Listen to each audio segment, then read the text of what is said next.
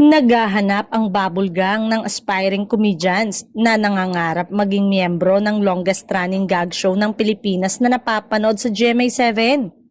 Gugunitain ng bubble gang ang ika-30 anibersaryo nito sa October 2025.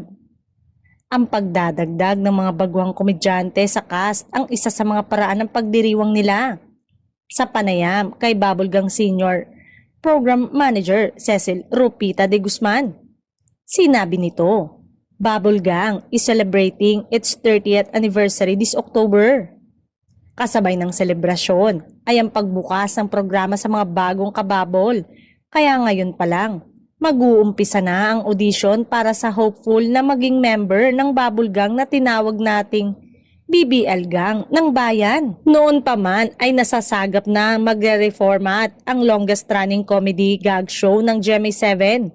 Wala pang ideya kung sino ang ibang may iwan, pero may mga bagong idadagdag bukod sa mga baguhang galing sa kanilang audition. Ang isa sa narinig, inaayos na mapasama sa cast ang sikat na kapamilya komedyan. Pero hindi pa raw yun sure nang tinanong ang ilang staff ng Bubble Gang. Abangan na lang natin kung ano ang bagong mapapanood at sino ang idadagdag sa regular cast ng Bubble Gang.